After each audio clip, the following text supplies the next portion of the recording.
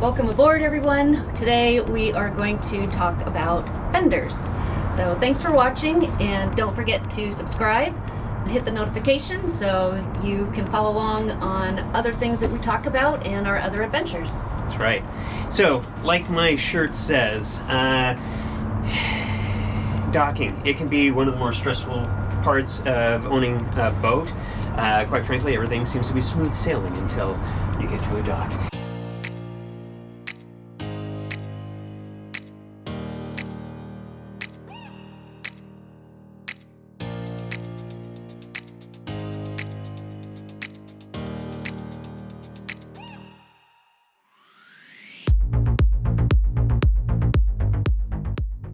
One of the pieces that people don't talk about a lot, and a lot of people call them buoys or bumpers, they're fenders. Just make sure you get the terminology right so nobody looks at you sideways on the dock. Today we're going to talk about that because there's a lot of different options out there nowadays. Most people don't know about them. First thing we're going to start with is it's your PVC standard fender. This one's a Polyform. It's an HTM3. It's actually undersized for this boat because it weighs, it's like 7 pounds. So they're kind of heavy. And they can be super awkward. This particular one also has basically a sleeve on it because these things being vinyl, they'll get up against your boat on the dock, especially over time. They'll start grinding into the gel coat on your boat, and that's an issue. So that's why we have this soft sock. So that being said, if you look at this particular fender, we'll show some links down below. Pretty standard stuff. Yep. We have to have 8 of them on the boat, 4 on each side. Right. And this is actually an undersized fender for our boat. We really should have one that's called the HTM4, but it weighs 12 pounds, so it's another 5 pounds. For me to juggle around the boat, and we don't have a complete walk around, so it makes my job a little bit more difficult, even just getting the fenders out and getting them all aligned and where they're supposed to be based on where the dock is. Yeah, so that can be a real pain. So what are the other options that are out there? We'll just talk about that and some decisions that we made around that as well. So the next one is, one might say, well, logically, there's other fenders out there that are inflatable. So this is a good example. This is an Aere. This is a kind of a hypalon construction. It has seams all around it, but it has a valve in it that you can basically open up, and you put an inflator on it and you can inflate it. And this particular one is 58 inches long, it's 12 inches in diameter, so it's a good size fender. It's lighter, it's probably all of 5 pounds, and this is twice the size of the other one. We use this for the dinghy. Yeah. When we tie it up, not on the side of the boat. Yeah, so we just put it right there and then it keeps the dinghy off. It's a good one. Or if we're up against a log boom or anything like that, we can put this on the stern as well. It protects the boat, so it's nice that way. The downside, they're rather expensive. This cover costs about half as much as the entire fender does. We'll put some links down below so you can kind of see what that looks like. The other one is, they get holes in them because they are basically a glued seam type of a fender. In fact, I've had to repair this one, which kind of stinks. We won't inflate it today, but as you can see, it gets fairly compact. We can keep it stowed away, so when we need to use it, it's an option. Now, this is where it gets super cool. We have a Fendertex fender. They've been around for about 6 years. They just recently came to the US. If you take a look at these, well, what does that weigh? Yeah. Like 2 pounds? Yeah. If that, it feels like. This particular one, the construction is somewhat the same. It has an inflator on the top of it. You can inflate this. But the cool part is it comes with this knitted cover on it. So it basically comes with its own cover. It's nice and soft. The other upsides on this is, you'd think it was kind of delicate, it might snag. We actually took our boat through the large locks, which has concrete walls, so your fenders literally drag up and down these slimy, gross walls. How did they fare? These did great. Yeah. The other fenders with the socks, they tend to snag. Yeah. And, over time, it just messes up those socks. This doesn't snag at all. It worked out great. Yeah, I've had really good luck with them. Obviously, they're super easy to stow. We can have 8 of these on the boat completely out of the way. Now, one might say, yeah, but gosh, are they strong? These can actually take up to 11,000 pounds of pressure. In fact, we've used a couple of these where they probably were tested in that area. Yes. What happened?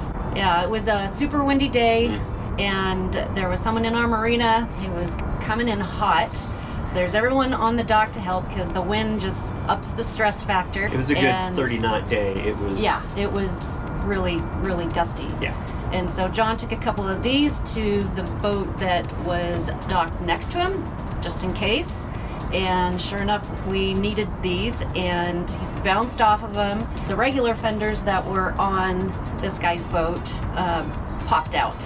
These ones stayed in place, and they even left a little bit of mark from the gel coat because it hit it so hard. Yeah. But it saved the boat. Yeah. And it was great. These didn't deflate. In fact, the gel coat mark came right off. So we're kind of a big fan. That's why we wanted to share this with you. Now, let's show you how they inflate, because I think that's got to be a question in anyone's head. Is that kind of a pain to inflate these? Obviously, you can leave them inflated.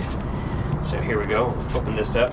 Just has a valve in here. And we're going to pop the cover off of the valve.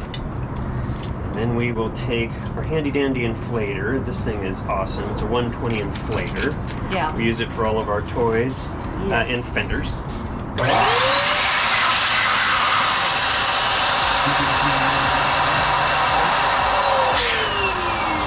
Into that, we have an inflated fender. So you can obviously inflate